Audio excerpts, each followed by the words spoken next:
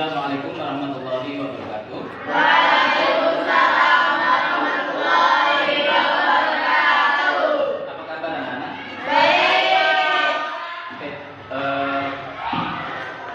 beberapa hari yang lalu kita sudah sama-sama memperingati Hari Pahlawan. Sebagaimana yang kita ketahui bahwa negara ini didirikan melalui jasa-jasa para pahlawan. Nah, meskipun pahlawan yang telah mendahului kita, mereka berjuang bahkan dengan mengorbankan nyawanya, mereka tidak mengharapkan apapun kecuali mengikhlaskan perjuangan mereka untuk negara yang kita cintai. Pada kesempatan ini kita akan membahas materi tentang hidup jadi lebih damai dengan ikhlas, sabar, dan pemaaf. 3 hal ini adalah salah satu dari sekian banyak akhlakul karimah atau sifat-sifat yang mulia yang diajarkan oleh Rasulullah Shallallahu Alaihi Wasallam. Mengapa Allah Subhanahu Wa Taala sendiri bahkan telah mengajarkan langsung melalui firman-Nya tentang bagaimana Allah mengajarkan kepada manusia supaya memiliki rasa ikhlas dalam perbuatan kita. Kemudian supaya kita memiliki sifat pemaaf pada diri kita. Kemudian juga Allah mengajarkan kepada kita untuk senantiasa memiliki sifat mulia yang senantiasa diajarkan oleh Rasulullah SAW melalui hadis-hadisnya dan diajarkan oleh Allah Subhanahu Wa Taala melalui firman-Firman-Nya.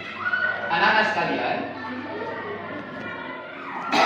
pada kesempatan ini kita akan membahas hidup jadi lebih damai dengan ikhlas, sabar, dan pemaaf. Dalam Al-Quran, dalam surah An-Nisa ayat 146. A'udzu billahi minasyaitonir rajim. Illal ladzina tabu wa aslahu wa ihtasimu billahi wa ikhlasu dinahum lillahi. Fa ulaika ma'al mu'minin wa sawfa yu'tillahu mu'minina ajran 'azima. Ini adalah satu ayat yang mendasari kepada kita semuanya untuk senantiasa melakukan perbuatan dengan niat yang ikhlas. Apa niat ikhlas itu?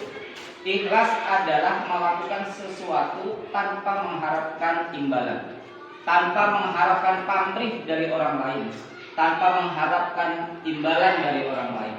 Itulah makna ikhlas. Ikhlas akan menjadi dasar bagi diterimanya setiap amal perbuatan manusia, sehingga ikhlas menjadi penting dalam setiap perbuatan yang harus kita kerjakan.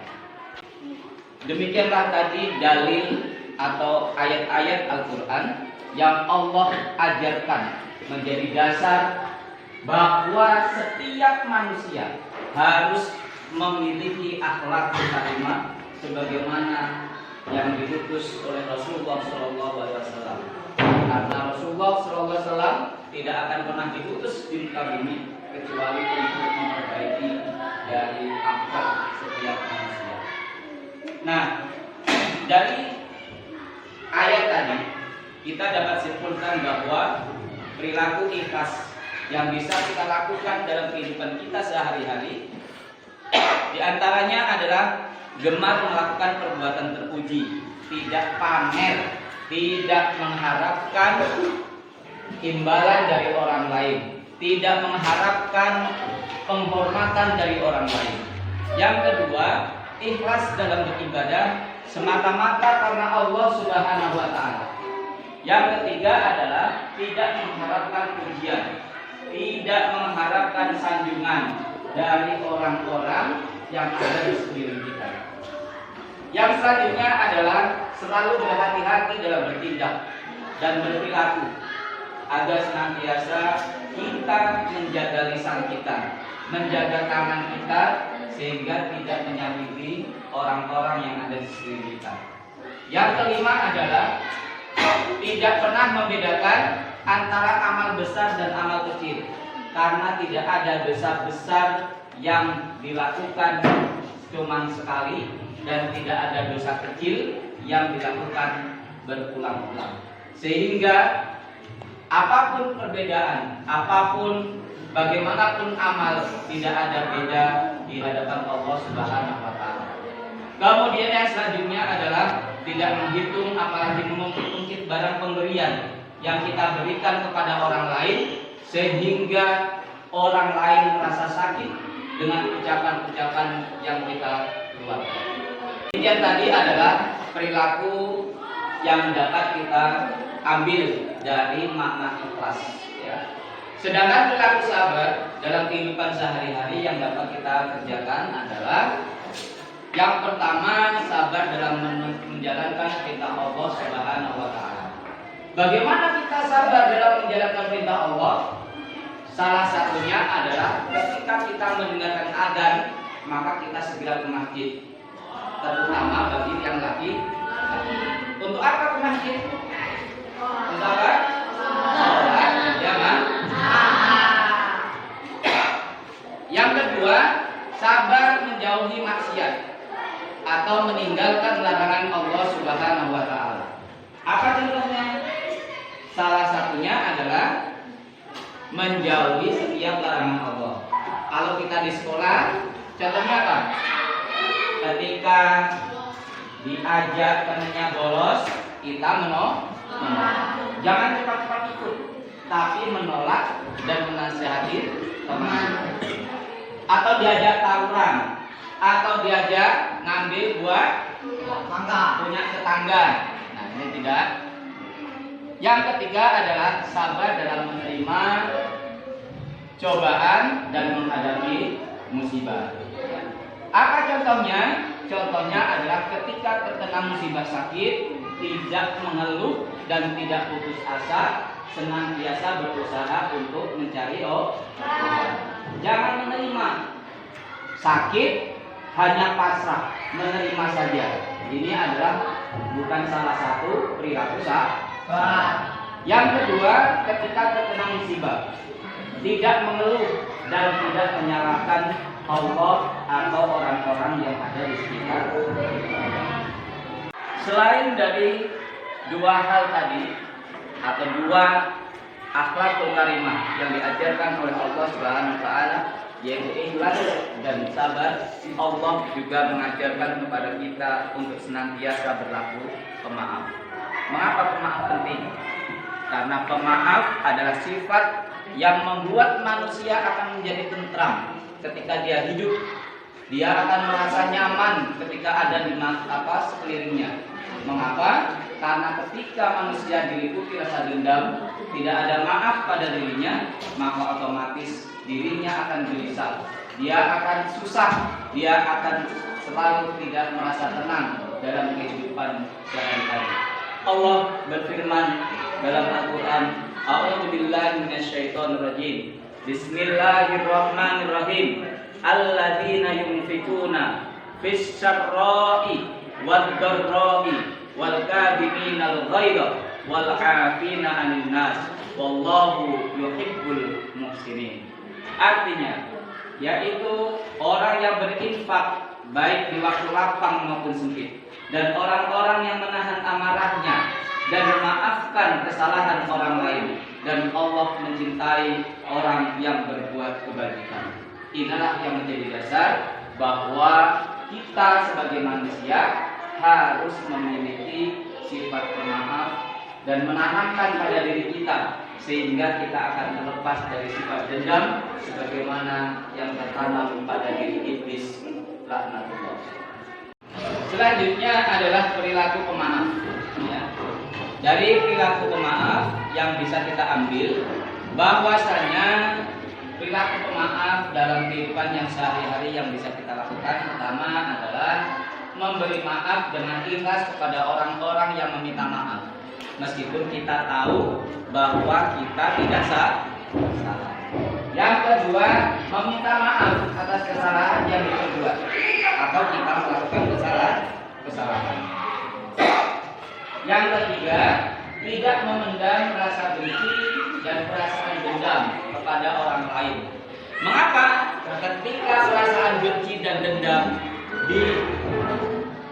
ditahan, diabadikan dalam hati kita, maka yang terjadi adalah ketidaktenangan dalam diri kita, sehingga kita akan merasakan susah dan merasakan tidaknya.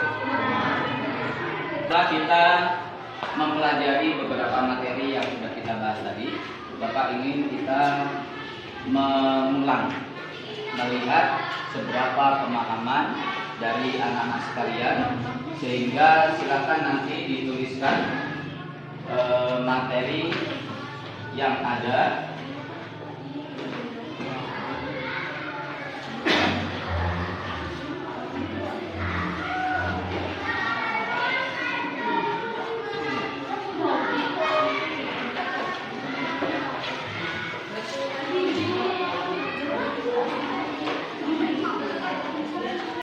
Tadi sudah Bapak bagikan kertas. Di sini ada satu kertas. Nanti silakan diambil ketua kelompoknya yang sudah ditunjuk. Silakan ambil. Kertas ini akan ada soal. Silakan kamu tulis soal dan kamu jawab di kertas yang sudah dibagikan. Nanti silakan dipresentasikan di depan setelah dikerjakan. Bisa dipahami? Oke, kepada ketua kelompok yang sudah ditunjuk oleh teman-temannya tadi, silakan maju ke depan. Yuk, silakan. Boleh ambil salah satu. Silakan ambil salah satu.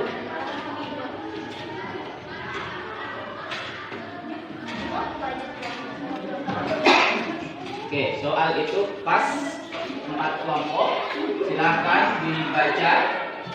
Boleh dibuka bukunya, silakan dijawab seperti apa yang sudah kita bahas tadi. Silakan.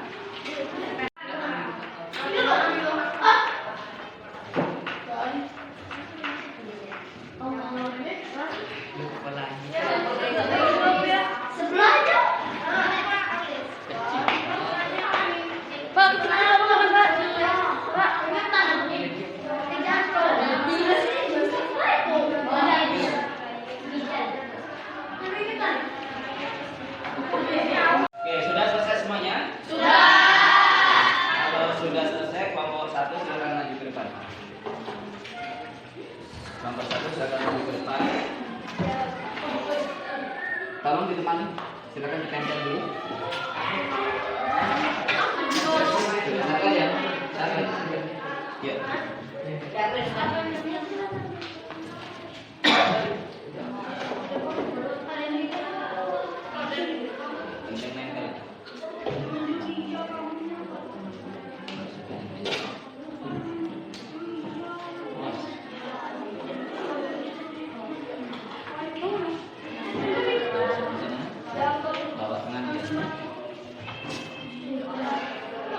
Itu di atas.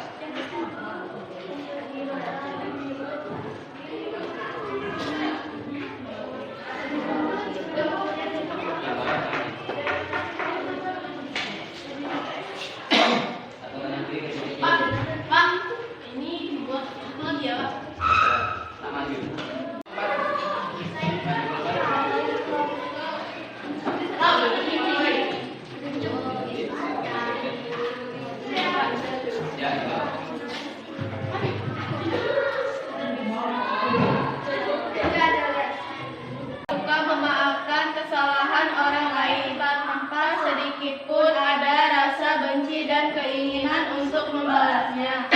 2. Memberikan maaf dengan ikhlas kepada orang yang meminta maaf. B. Meminta maaf atas kesalahan yang diperbuat. C.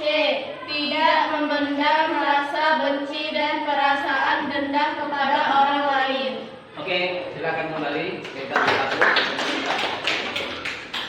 Tadi sudah kita bahas makna ikhlas, makna pemaaf, dan makna sabar.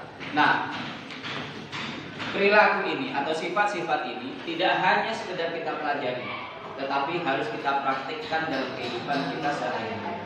Mengapa? Karena sangat erat kaitannya dengan dengan ajaran Rasulullah SAW, yaitu untuk memperbaiki akhlak kita semuanya. Anak-anak sekalian, maka dengan ini marilah mudah-mudahan akan menjadi pelajaran untuk kita semuanya dan kita bisa mempraktikkan dalam kehidupan kita sehari-hari. Apabila nanti ada yang tidak jelas, silakan nanti ditanyakan kepada Bapak Guru